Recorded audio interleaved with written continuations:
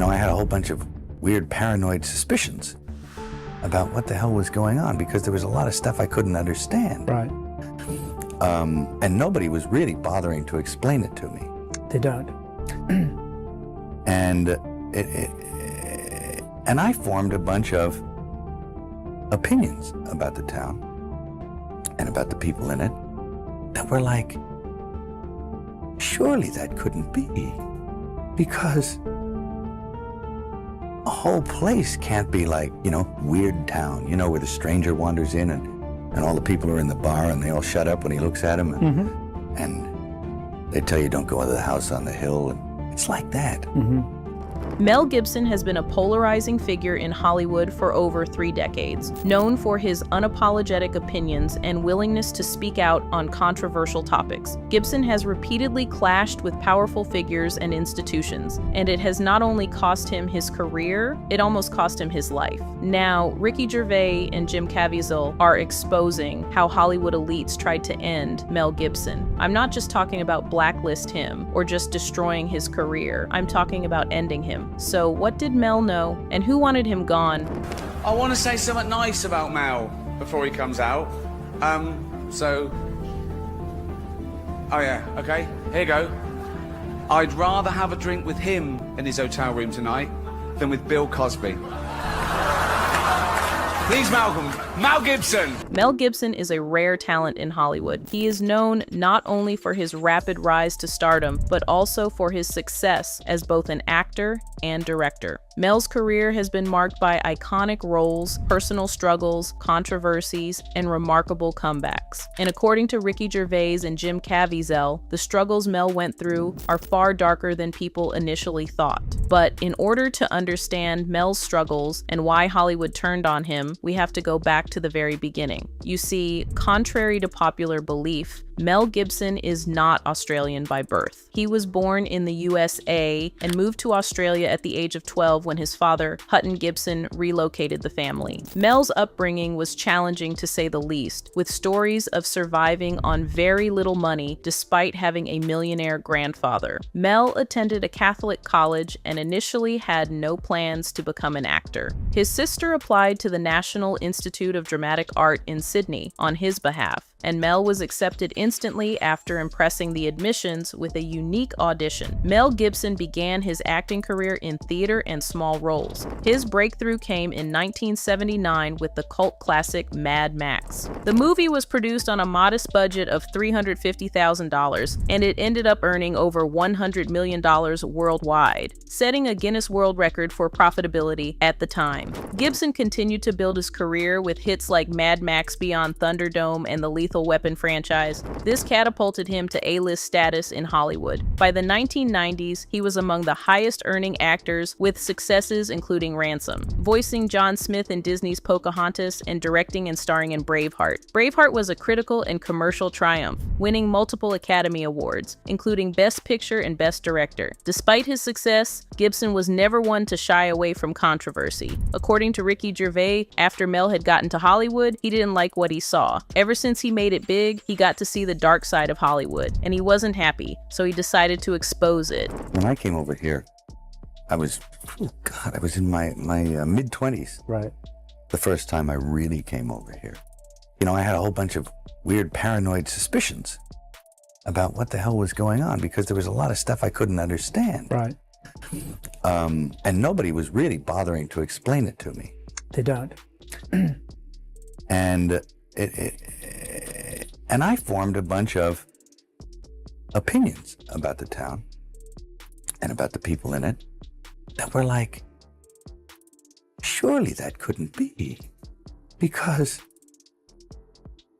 a whole place can't be like, weird town. In a 1998 interview, he made a provocative comment about women in film, suggesting they were often portrayed as either naked or passed away. This statement hinted at the darker side of Hollywood's treatment of women and may have been a veiled reference to predatory producers like Harvey Weinstein. Gibson also expressed distrust and suspicion about Hollywood and political leadership. In a 1995 Playboy interview, he criticized attacked Bill Clinton, calling him a low-level opportunist controlled by unseen powers. He hinted at the existence of a secretive government entity influencing world affairs. These views aligned with conspiracy theories that would later become more mainstream. They tell you don't go into the house on the hill. It's like that. Mm-hmm. And then you go away and you think, no, I was wrong. I mean, that's insane thinking. I'm paranoid. I imagined that stuff. That couldn't be the reason for why so-and-so was acting like, could it? And then you find out later on the track that you were exactly on track with a lot of this stuff. Not specifically on track, but that you could, that some of your worst nightmares were real at the time. And you think, after that, Mel's movies started to mysteriously flop. By the late 1990s and early 2000s, his movies saw a mix of hits and flops. Films like Ransom were successful, but others like Conspiracy Theory and Air America underperformed. Coincidence or something else? He won Best Director in '95. It took less than 3 years for him to become an outsider. Speaks volumes about the system. Thank God for his talent and brains to develop his own company and play in his own little sandbox. He is as close to admitting to the evil of Hollywood as anyone can get without spilling it. Hollywood made this guy look absolutely crazy, when in fact he is probably one of the most grounded, normal person. It all starts to make more sense now, doesn't it? When all these different Hollywood actors have moments where they snapped, it was probably because they got to see what was happening behind the curtains. We're only getting bits and pieces with the Epstein files. Imagine how much worse it was going down back then. And keep in mind, Epstein isn't the only one. P. Diddy isn't the only one. Keep in mind, Eyes Wide Shut was Stanley Kubrick's last movie. I turned around to avoid his steady gaze at one point, and I was looking at a building with the top of the sixes on it. So there was a huge illuminated 666 in red. And I went from that to that to that, and he started smiling.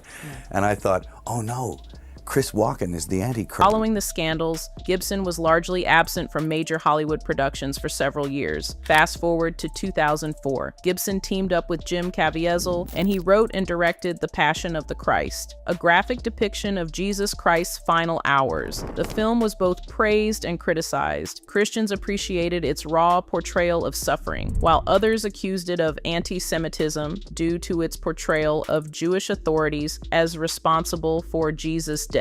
The Anti-Defamation League condemned the film for reinforcing harmful stereotypes. Despite the controversy, the film was a massive box office success, grossing over $600 million worldwide on a $30 million budget. But what were we talking about? Caviezel playing Christ. He did something, I think, that nobody else did. And I think he pulled it off because I totally believed it. I believed it too. And it was like, what did he do? He emptied himself out. Yeah. And he invited something else in. And he left it. He didn't try anything. He emptied himself out and he meditated. And he let Christ in. And that role seemed to have had a profound effect on him. It did. As a human being. Oh, absolutely. And kind of up in his career. A little bit. Yeah. Because people associated him entirely with that film, and then they associated him with Christianity, and then they associated him with right-wing politics, and Gibson's career took a severe hit in 2006 when he was arrested for DUI in Malibu. During the arrest, he launched into a drunken tirade. Mel Gibson was pulled over early Friday morning for speeding and drunk driving. It could have been a standard celebrity traffic stop. But it's what the star who first became famous as Mad Max allegedly did next that has Hollywood talking. Reporter Harvey Levin first broke the story. He became uncooperative, profane, threatening, at times violent, banging himself against the car, inside the car, tried to escape. Levin obtained the arresting deputy's notes, which say the handcuffed actor also began a barrage of anti-Semitic remarks. The Jews are responsible for all the wars, asking the deputy, was he Jewish? Initially, none of Gibson's actions were made public. One sheriff's spokesman told reporters The actor was arrested without incident or special treatment. And absolutely no favoritism to the suspect was shown. The incident was widely publicized and condemned. Gibson issued a public apology expressing remorse and a desire to meet with Jewish community leaders and to seek healing. However, many felt his apology was insufficient, and the incident effectively ended his mainstream Hollywood career. And if rumors are to be believed, Mel was almost unalived by a mysterious person after the DUI incident. Now, throughout his career, Gibson has alluded to a darker, more sinister side of Hollywood and global power structures. He described encounters with actors like Christopher Walken in eerie terms, suggesting supernatural or satanic elements at play. These suspicions align with broader conspiracy theories about Hollywood's ties to satanic rituals, secret societies like the Illuminati, and elite global networks involved in trafficking and occult practices. While many of these theories lack credible evidence and are often dismissed as right-wing propaganda or paranoia, they have gained traction among certain groups. In 2023, Gibson returned to the spotlight as executive producer of Sound of Freedom, a low-budget action thriller about a U.S. federal agent rescuing children from trafficking in Latin America. The film grossed over $180 million domestically and sparked debate due to its association with controversial figures, promoting conspiracy theories about elites harvesting adrenochrome from children. Supporters praised the film for raising awareness about human trafficking, while critics dismissed it as propaganda, fueled by radical narratives. Mel Gibson's career reflects the complex intersection of talent, controversy, and outspoken beliefs.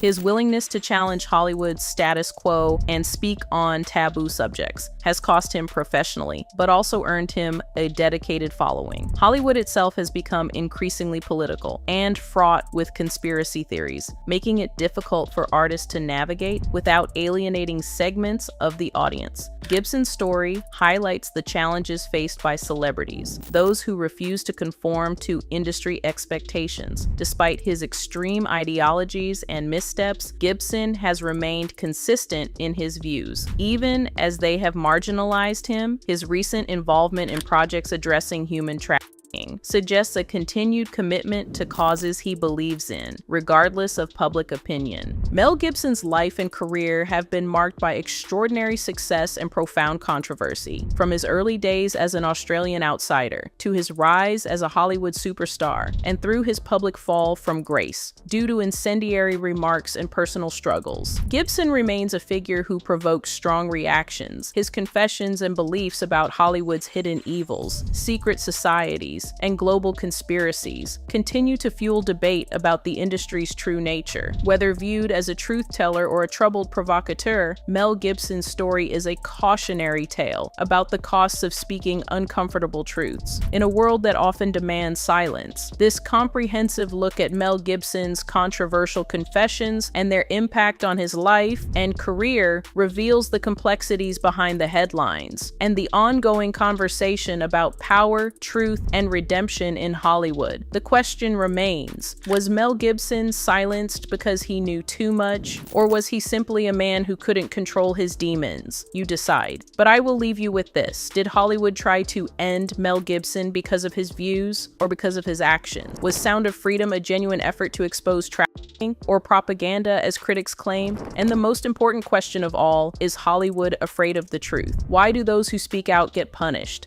And how many others have been silenced? Mel Gibson saw the dark side of Hollywood. He spoke about it, and they tried to destroy him. Not just his career, almost his life. His story is a warning to anyone who dares to speak truth to power. Hollywood doesn't forgive. Hollywood doesn't forget. And Hollywood will try to end you. Comment below with your thoughts. Was Mel Gibson targeted by Hollywood? Did Sound of Freedom expose the truth? And who is next?